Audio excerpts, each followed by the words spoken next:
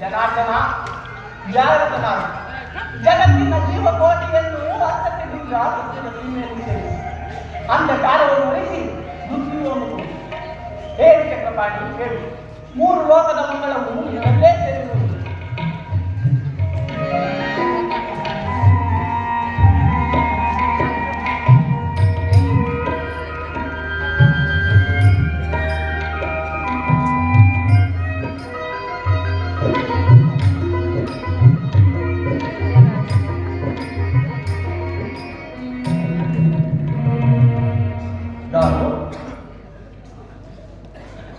ಅರ್ಜುನ, ಯಾವಾಗ ಬಂದೆ?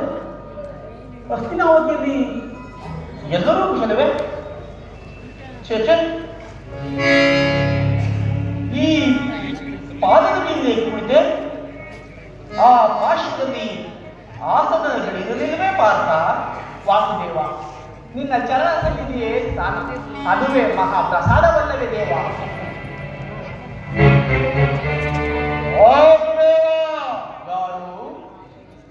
ಚಂದ್ರಕುಲ ಚಕ್ರೇಶ್ವರ.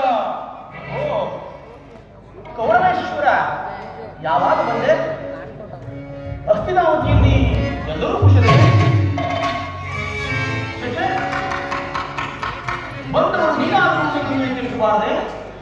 ಚಕ್ರವರ್ತಿಯಾದ ನೀನು ನನ್ನ ಸಮಯವನ್ನು ನಿರೀಕ್ಷಿಸುವಂತಾಯ್ತಲ್ಲ ಭಾವ.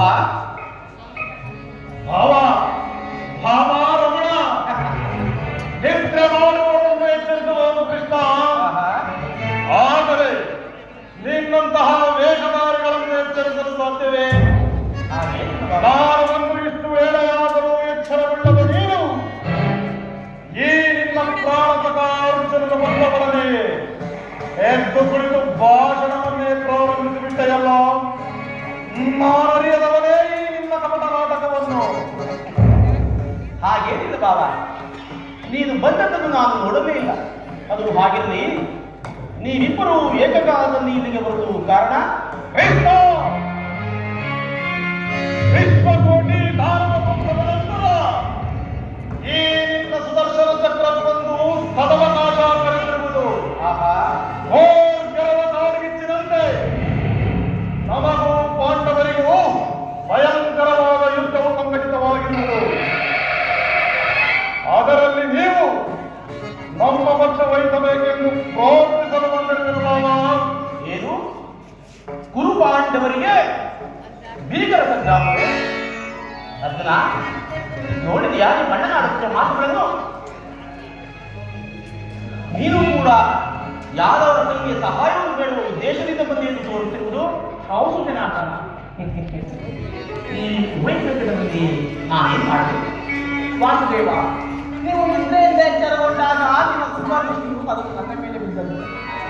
ಆದ್ದರಿಂದ ನೀವು ನನಗೆ ಸಹಾಯ ಮಾಡಲೇಬೇಕು. ವಾಸುದೇವ, ಸಹಾಯವನ್ನು ಮಾಡಲೇಬೇಕು. ಕೃಷ್ಣ, ನೀನು ನಮ್ಮೀರುವರಿಗೂ ಸಮಾನವಾದ ಬಂಧು. ಯಾರು ನಿಮ್ಮ ಬಳಿಗೆ ಮೊದಲು ಬಂದರೂ ಅವರ ಪಕ್ಷವನ್ನು ವಹಿಸುವುದು ವೀರೋಚಿತವಾದ ಧರ್ಮ. ನೀನು ವೀರನು ಮೇಲಾಗಿ ನ್ಯಾಯಶೀಲನೂ ಆಗಿರುವೆ.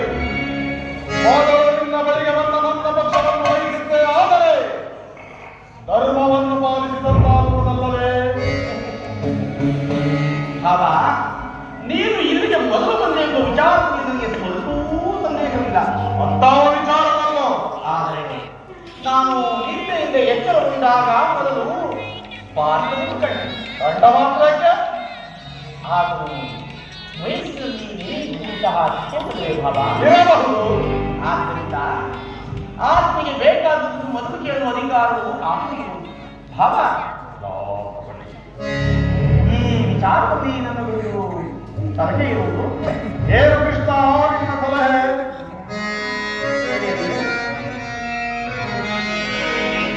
ಒಳ್ಳೆಯ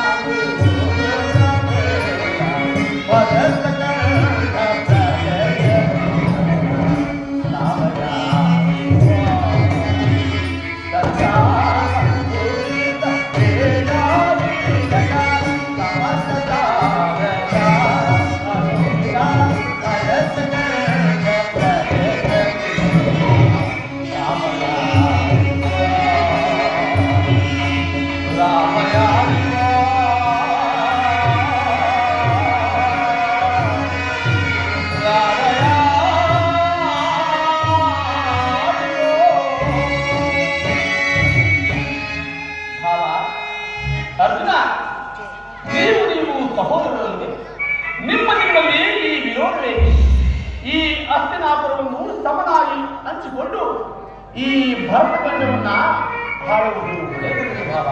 ಭಾವ, ಯುದ್ಧವು ಅನಂತಕಾರಿ. ಬೇಡ ಭಾವ, ನನ್ನ ಮಾತನ್ನು ಕೇಳಿ. ಈ ಪವಿತ್ರವಾದ ಭಾರತ ಭೂಮಿಯನ್ನು ಸಮನಾಗಿ ಹಂಚಿಕೊಂಡು ಅನ್ಯೂನ್ಯ ಮೈತ್ರಿಯಿಂದ ಬಾಳಿ ಭಾವ.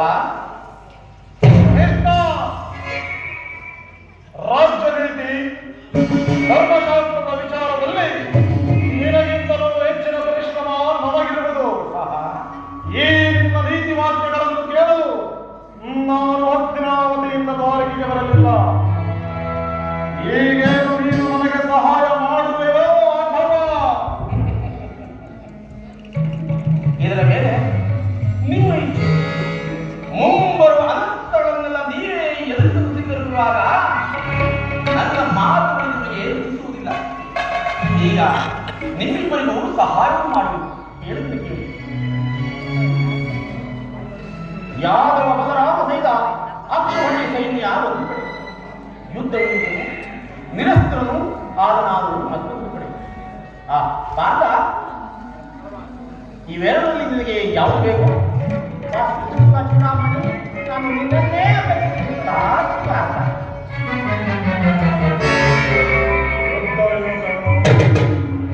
ನಿರಸ್ತ್ರನು ನಿರಾಯುಧನು ಆದಯೋ ನಿಮ್ಮ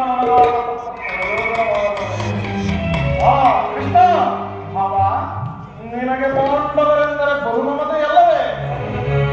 ಹಾಗಾದರೆ ಪಾಂಡವರ ರಕ್ಷಣಾಭಾರವನ್ನು ನೀನೇ ವಹಿಸಿಕೋ. ಅಗತ್ಯವಾಗಿ ನನಗೆ ಮಧ್ಯಾಹ್ನಗಳ ನನ್ನ ಗುರುಬಲರಾಮರ ಸಮೇತ ಯಾವ ಮೋಕ್ಷವ ಈ ಸೈನ್ಯವೇ ಇರಲಿ, ನಾನಿಂದು ಬರಲೇ. ಅದೇ ನೀನಾರು ಚಂದ್ರಬಲ ಚಕ್ರೇಶ್ವರ ಹಸ್ತಿನಾಪುರದೇಶ್ವರನಾದ ನೀನು ಪರಾಕ್ರಮಕ್ಕೆ ತಕ್ಕಂತನ್ನೇ ಆಯ್ಕೆ ಮಾಡಿಕೊಂಡೆ. ನಡೆ ಭಾವ, ಸೈನ್ಯಕ್ಕೆ ಆಯ್ಕೆ ಮಾಡಿ.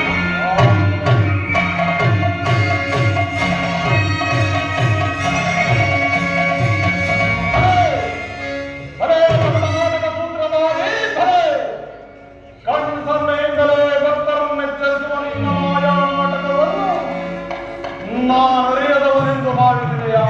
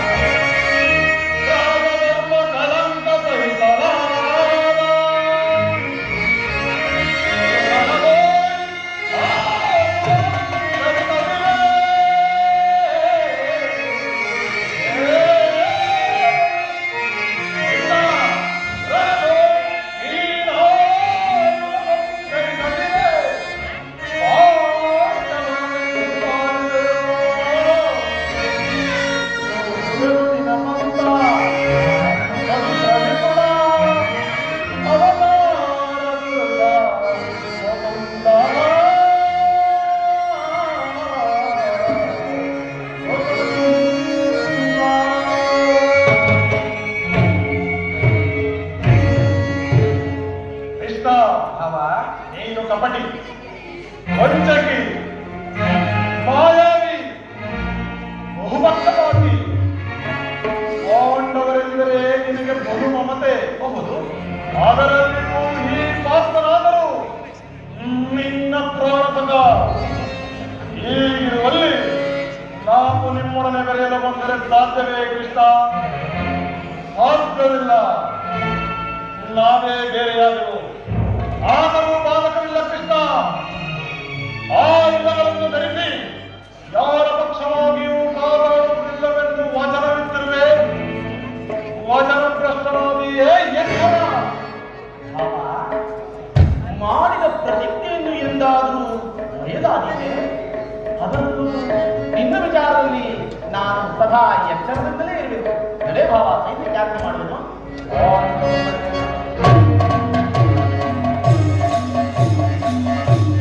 ಒಳಗಂಟು ಕಲಿಸಿದೆಂದು ಹಿಕ್ಕಿ ಮೆರೆಯಬೇಡವೋ ಮಾಡವೋ? ಮೊನ್ನೆ ಸಂಧಿಸೋಣವೇ ಆ ಸಮರ ಭೂಮಿಯಲ್ಲಿ ಆಗ ತಿಳಿಯುವೆ ಈ ದುರ್ಯೋಧನನ ಮೃಗವರನ ಪರಾಕ್ರಮವನ್ನು. ಅದು ನಿಮಗೆ ತಾನೇ ಗೊತ್ತಾಗುವುದು. ಒಡೆ ದುರ್ಯೋಧನ, ಅಡೇ ಕೃಷ್ಣ,